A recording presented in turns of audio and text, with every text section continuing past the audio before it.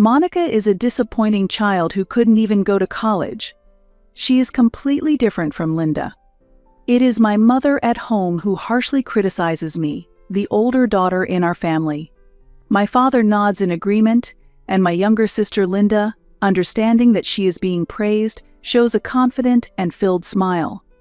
My sister attends a prestigious university, and I work with just a high school diploma. My parents proudly praise my sister for her efforts. Why are we so different? I am Monica, 26 years old. I work as a web designer. I was born and raised in a somewhat rural town, living with my grandparents, parents, and sister. My sister Linda is 7 years younger than me, and she was very much adored by the family.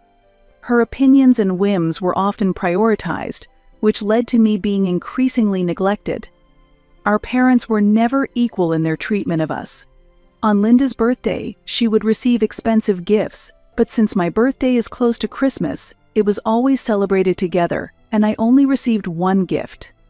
Furthermore, the gifts were mostly study materials and books, which I had no interest in at the time. When Linda started playing soccer, my parents never missed a week of supporting her at practices and games. I was a member of the tennis club in middle school, but even on my last match before graduating middle school, my parents couldn't come to support me because they had to drive Linda somewhere. Living like this, I always felt a difference between me and my sister. There were days I wanted to cry, but my sister always encouraged me.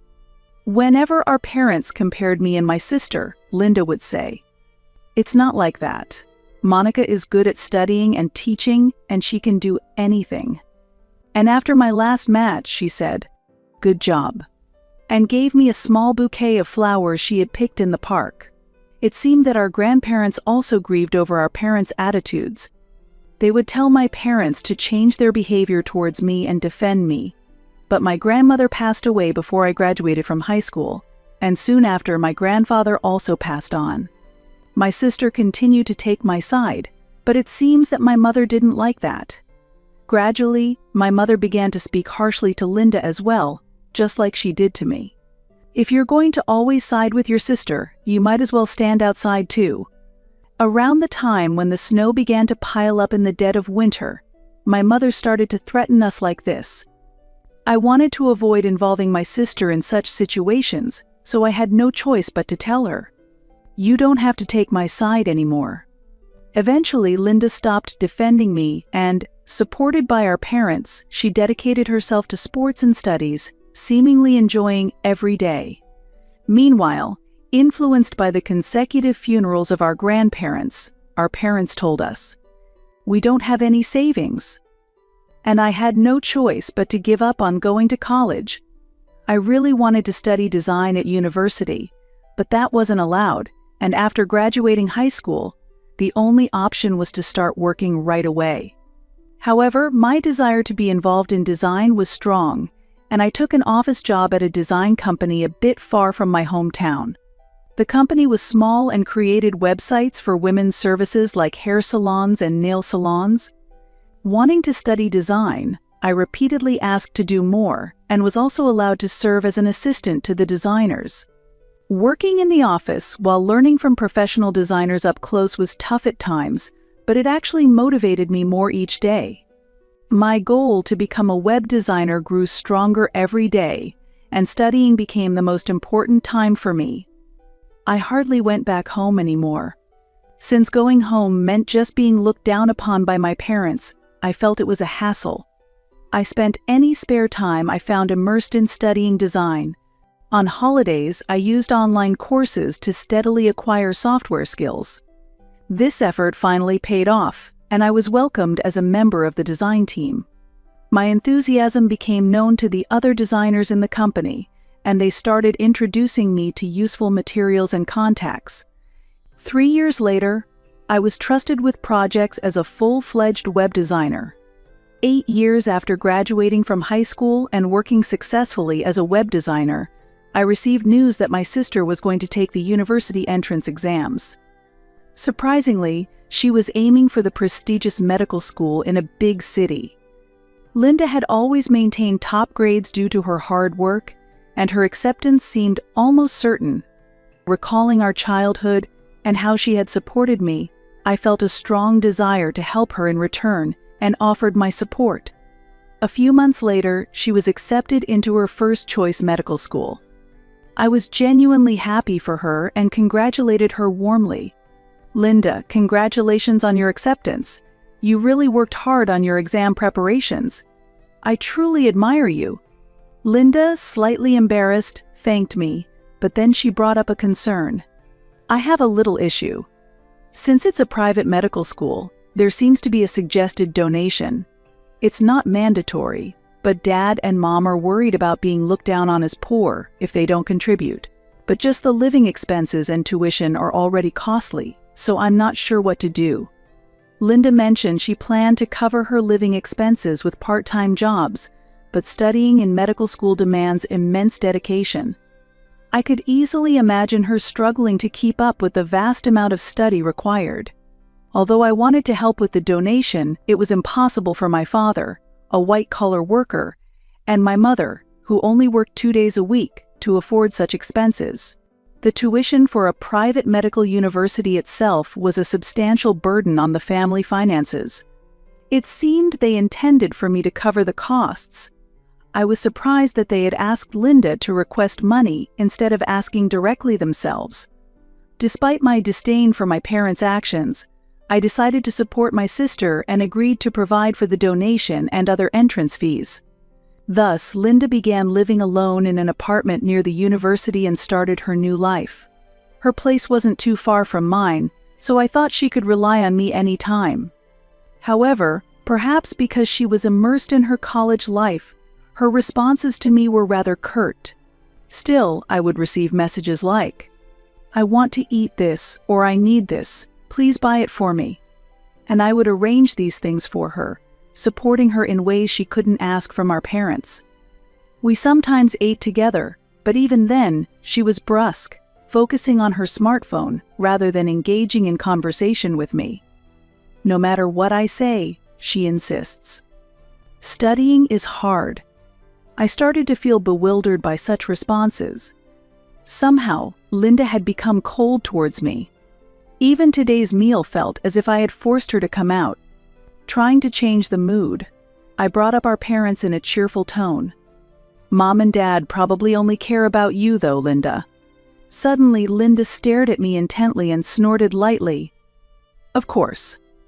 A medical student like me and a high school graduate designer like you are incomparable. No one cares about a job that doesn't even require qualifications like yours." Her intense tone made my blood run cold. There's no need to say it like that. Just because it's a job that doesn't require qualifications. That's the truth. Being a designer is just a title, and anyone can make a site if they look it up online. It might be better if you had a qualification, but it might be tough for a high school grad like you to get one. It's not that simple. I'm studying and working every day. It's not like you to say such things without knowing. Linda glanced at me displeased and clicked her tongue. "Dad and Mom often say that I'm going to a prestigious university and have a promising future, but you didn't even go to college and are a disappointment. I'm only going out to eat with you because our parents told me to. They say, though she's disappointing, make sure Monica doesn't fall any lower. You, the future doctor, should look out for her. Our parents have always compared Linda and me since we were children. Linda is smart, kind, and dependable, while Monica is stupid, clumsy, and can't do anything." Those words that were directly hurled at me resurfaced, and I felt like I was suffocating. My head spun, and I could only bow down and endure it. Seeing me like that, Linda mistook my demeanor for crying, gave a slight smile, said, "I'm going home now," and left. Having moved out and gained the new freedom of living alone, Linda seemed like a completely different person. Surrounded by exceptional people she never met back home, she must fully believe the praises our parents heap on her every day. If our parents say every day that Linda is undeniably a prodigy and she will definitely become a top-class doctor, it's no wonder Linda believes it without a doubt. Those words included a disdainful attitude towards me, which likely led Linda to naturally adopt the same view towards me. This year-end, as usual, I returned home for the holidays. I was asked to return home with Linda, who always had a cold attitude, so we went back together. Linda had been extremely busy with her studies and practical training, and it seemed she hadn't returned home once since starting university. Perhaps because of that, my parents didn't pay any attention to me and were completely focused on Linda. When we arrived home, the table was filled with treats like steak and pizza to welcome her, and in the evening neighbors, relatives, and even Linda's local classmates gathered for a big party. Linda seemed pleased with the atmosphere and began boasting loudly. "Mom tells me to come home more often, but my university is that prestigious one. And it's the most difficult medical school, so it's obvious that studying is tough. I'm still a student, but we have many team projects, and I can't just leave them to relax at home. Everyone keeps contacting me whenever something happens, and it really troubles me." I pretended to be cooking in the kitchen and quietly slipped away, but I could hear Linda's loud boasting clearly. To the parents and relatives, it might have been fine, but to the neighbors and her classmates, Linda's boasting probably sounded unpleasant. Perhaps tired of Linda's solo performance, when I brought over some wine, a neighborly old man tried to change the conversation to me. "Aren't you working in design, Monica?" However, Linda and my parents criticized me in unison. "You can't really talk much about her. She's trying, but..." Exactly. She couldn't even go to college and is such a disappointment. She's completely different from her sister. Among the ones gathered, there were many who hadn't gone to college and were working instead. There were people with families and parents with children, but as they were enjoying the feast, everyone refrained from contradicting my mother's words. Only my parents and Linda seemed completely unaware of the situation. I felt awkward and tried to leave without saying anything. However, Linda stopped me. "You still show your face at home a lot, don't you, Monica? I'm doing well in my university studies, so I'm not embarrassed. Maybe you can be so bold, because you don't think about anything." After saying that, Linda burst out laughing loudly. Our parents also laughed back. "If you say that much, it's surely going to hurt her. That's pitiful." Hearing those words, I immediately felt anger rising. "It seems like it's better if I don't come back next year." I got it. I managed to squeeze out those words. Relatives and neighbors looked on with concern, but I put down the tray I was holding and went to get my coat and bag. Linda and the others watched me prepare to leave.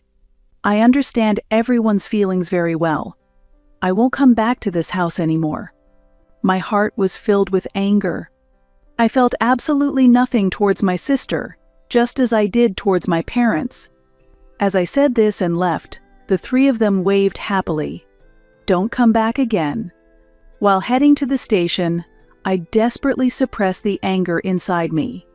Returning home always made my heart heavy.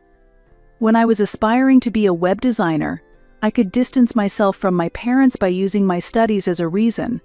However, as I grew older in my career, I felt it was difficult to easily sever the bond with my parents, and I found myself increasingly troubled. Linda is still a university student and young. It might be difficult for her to understand how hard it is to work in society. Still, I think our parents were trying in their own way to raise their children. Even now, Linda is praised as a genius for her academic abilities, and everyone adopts an attitude of looking down on me.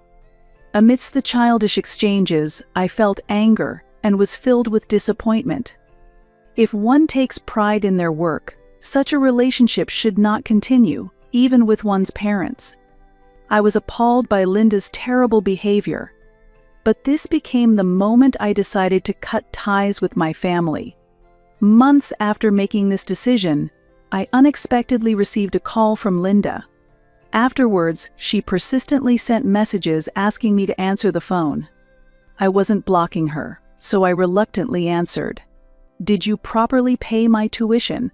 Linda's voice, speaking slowly to me, had a hint of urgency. I responded calmly. "I paid the donation and the entrance fee before you enrolled. What about this year's tuition? The university has urgently requested that it be paid. I don't know anything about the tuition.